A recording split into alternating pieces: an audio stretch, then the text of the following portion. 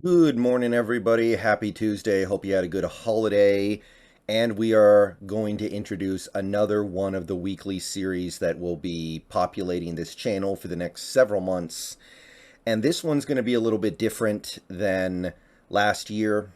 It's going to be, in one way, simpler, but also a little more rewarding, I think. And last year, you may remember we did a front office Tuesday where I basically just broke down all of the player decisions that the front office made in the most recent offseason, from letting players go to picking up players to re-signing players, draft picks, that kind of stuff.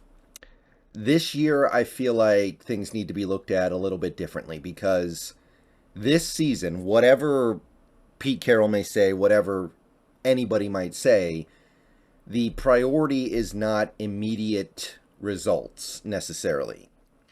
The priority is building something. So I look at some of the players we let go in free agency, and whether or not they go somewhere else and have success is a little bit off the point because we were not necessarily in a position to bring those players back and then go on some deep playoff run with them.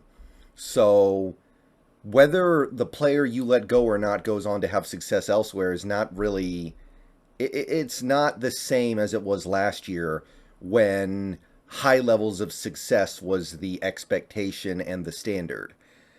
Similarly, the players that you sign, the players that you bring in, not as important because you're not trying to win right now. So I look at somebody like a Uchenna Nwosu and I go, I hope he's good, but I also recognize he's kind of a stopgap while we try to figure out what we're doing long term at the position.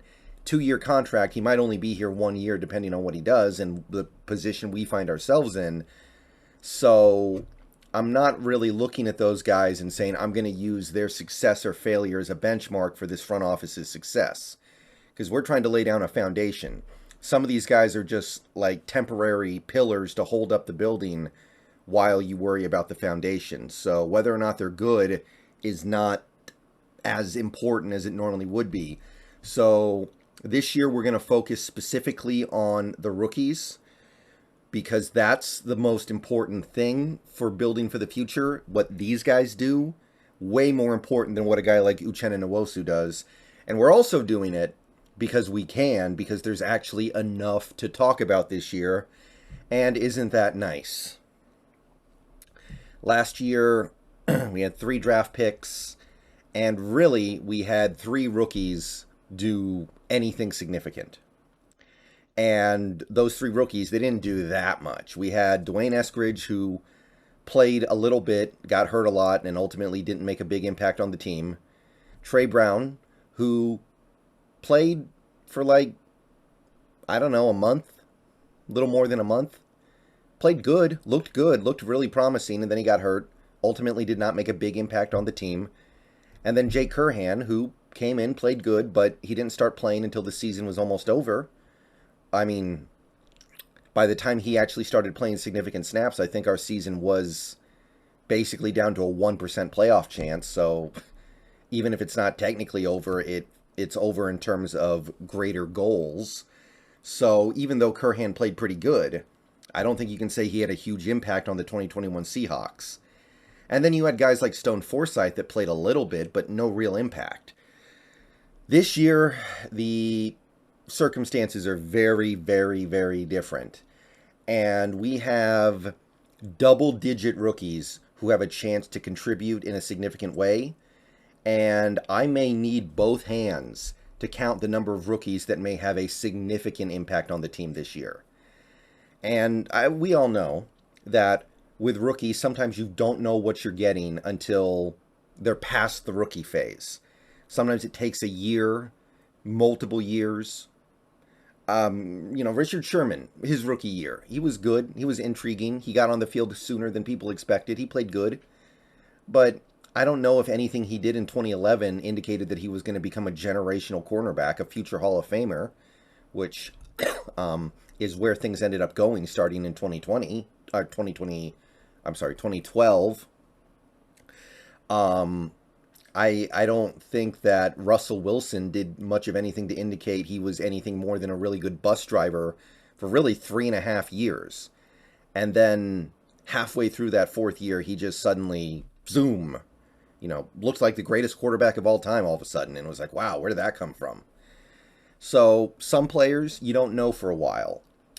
But some players, you can start to see it take shape. You can start to see it form.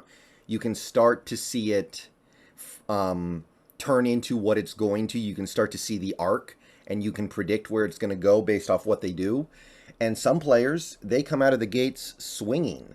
So I do believe this team has a mix of rookies that are going to play very well from the start and rookies that are going to need some time. But there are a lot of guys in this rookie class that I like and I think are going to be fun to watch. So it's actually simple, despite the fact that we have so many more interesting rookies than last year. I broke them out into 4 different categories. Offensive linemen, Cross and Lucas. Unfortunately, Shamarius Gilmore's not involved. I really like that guy, but didn't make the cut. We have linebackers, Boye Mafe, Joshua Onujiogu, and V. Jones. Vi Jones, obviously, they don't have the same roles. Mafe and Onujiogu are outside linebackers, edge rushers. V. Jones is an inside linebacker, but you can group them all together and not feel too terrible about it. V. Jones, obviously, starting the year on the practice squad, but you get a few call-ups a year as a practice squatter, and if things don't go well for our inside linebackers, which is very possible, V. Jones may end up getting permanently promoted to the 53-man if guys like Cody Barton aren't playing that well and we just need somebody up there to put in. Offensive skill, this is just running backs and wide receivers. Just kind of encapsulates Ken Walker, who a lot of people think will be our best rookie. If health allows, he will probably be our most productive rookie. Derek Young and Bo Melton, our 2 7th-round receivers, are also involved. Bo Melton starting on the practice squad, but he may get promoted at some point, at least for a couple games. And Derek Young, he's got a long way to go on the depth chart, but he's got a chance. And the defensive backs, Kobe, Tariq, both good chances they start week 1, and if not, they're probably going to start at some point. And then Joey Blunt, who I don't know if there's a ton of room for him on this team right now because of all the stuff we have going on at safety, but if he manages to make some sort of a contribution somewhere, then it's worth talking about. And as for how we're going to evaluate how these players are doing, it depends on the player, right? Like, we will be doing PFF ratings for everybody, as much as I can anyway, but that's only part of the picture. It's a good starting place, but you got to go further. So for offensive linemen, for instance, we're going to do things like sacks allowed, pressures allowed, the run block grade, the stuff that has become customary to be used by people evaluating offensive linemen, linebackers, tackles for loss, sacks. As the season goes on, I may be adding stuff. I might be removing stuff. I might be trying to capture different areas. Like, let's say somebody like a Joey Blunt becomes a special teams superstar. I will probably try to capture that. This is just a, starting point, right? Offensive skill, players, touches, yards, touchdowns, pretty easy, self-explanatory. Tackles, passes defended, QBR against. I just want the opportunity to really deep dive into our rookies. And yeah, that's 11. 11 guys who could contribute in some form or fashion. 2 of them are on the practice squad, or excuse me, 3 of them are on the practice squad. Obviously, Tyreek Smith is not going to do anything this year because he's hurt.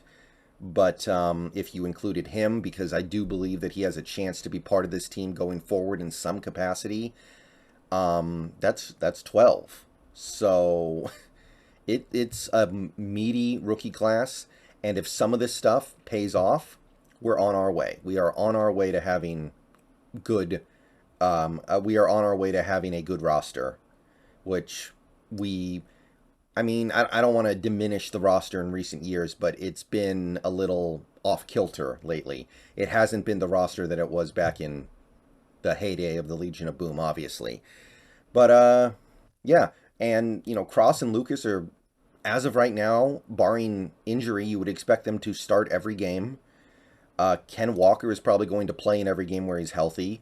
Kobe and Woolen, very good chance that they start. So these guys, they're going to do big things. They're not just going to go out there for a handful of snaps a game and call it good to get their feet wet. No, they're going out there to try to be the reasons why this team wins from day one. Which, I mean, especially for a guy like Tariq Woolen, I was not expecting that at all. And if he pulls it off, that's amazing. All right, let me know what you guys think. What do you guys see from this rookie class? If we pick up anybody to the practice squad or 53-man, I'll add them. Like maybe Duplanco comes back as a practice squatter. I would throw him on here just in case he gets promoted. But obviously there would be a long path to him actually getting on the football field at that point. Always the possibility that injuries force us to go get somebody who I'm not even really thinking about right now just to fill in. But I think this is a pretty good start, and we're basically just trying to evaluate week to week how the rookie class is doing, because this is the whole shebang. If these rookie classes we're going to have the next 2 years pay off, it's going to be so much easier to find the next good quarterback. It is. Quarterback success in this league is often somewhat contextual, and if we build a good foundation, finding that next quarterback is going to be a lot easier than a lot of people think. That's a big part of it. This is a little off topic, but the top 100 NFL players list right now, like think about this. Matt Stafford was not even on the top 100 list last year. This year he was like in the top 25. Do you think Matt Stafford suddenly became a much better player this year, or did he just land on a much better team? Think about it like that. Some food for thought. All right, see you guys later. Should be streaming later tonight. Go Hawks.